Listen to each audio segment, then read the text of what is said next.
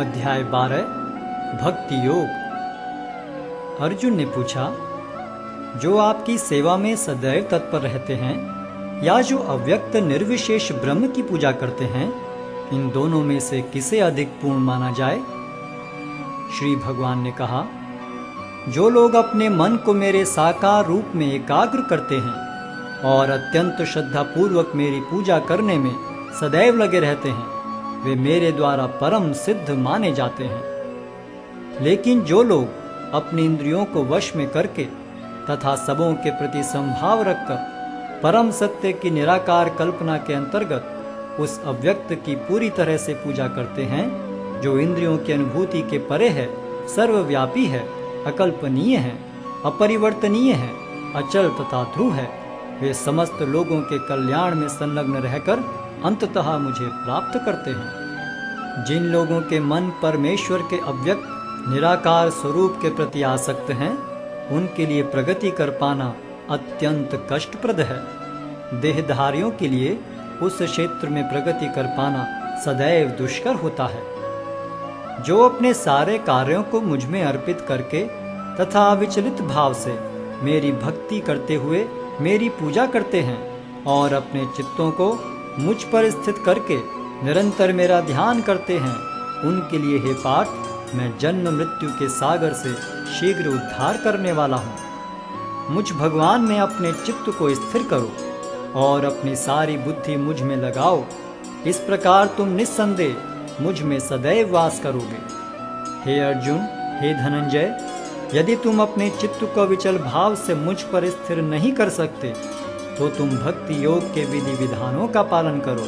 इस प्रकार तुम मुझे प्राप्त करने की चाह उत्पन्न करो। यदि तुम भक्ति योग के विधि विधानों का भी अभ्यास नहीं कर सकते तो मेरे लिए कर्म करने का प्रयत्न करो, क्योंकि मेरे लिए कर्म करने से तुम पूर्ण अवस्था को प्राप्त होगे।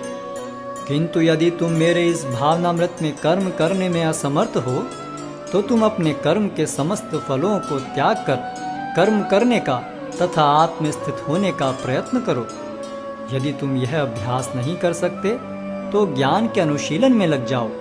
लेकिन ज्ञान से श्रेष्ठ ध्यान है और ध्यान से भी श्रेष्ठ है कर्म फलों का परित्याग, क्योंकि ऐसे त्याग से मनुष्य को मन शांति प्राप्त हो सकती है। जो किसी से द्वेष नहीं करता लेकिन सभी जीवों का दयालु मित्र है, जो अपने को स्वामी नहीं मानता और मिथ्या अहंकार से मुक्त है, जो सुख दुख में संभाव रहता है, सहिष्णु है, सदैव आत्मतुष्ट रहता है, आत्म संयमी है, तथा जो निश्चय के साथ मुझ में मन तथा बुद्धि को स्थिर करके भक्ति में लगा रहता है, ऐसा भक्त मुझे अत्यंत प्रिय है। जिससे किसी को कष्ट नहीं पहुंचता तथा जो अन्य किसी के द्वारा विचलित नहीं किया जाता, जो सुख दुख में भय तथा चिंता में संभाव रखता है, वह मुझे अत्यंत प्रिय है। मेरा ऐसा भक्त जो सामान्य कार्यकलापों पर आश्रित नहीं है, जो शुद्ध है, दक्ष है, चिंता रहित है, समस्त कष्टों से रहित है और किसी फल के लिए प्रयत्नशील नहीं रहता, मुझे अतिशय प्रिय है।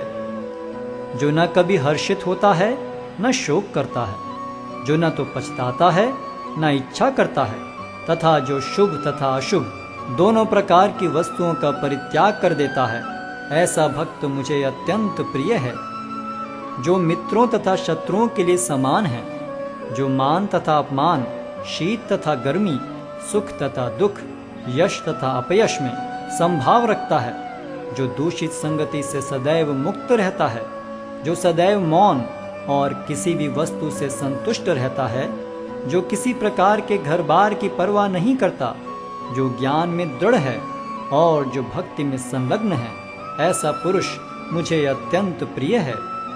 जो इस भक्ति के अमर पथ का अनुसरण करते हैं और जो मुझे ही अपना चरम लक्ष्य बनाकर श्रद्धा सहित पूर्ण रूपेण संलग्न रहते हैं, वे भक्त मुझे अत्यधिक प्रिय हैं।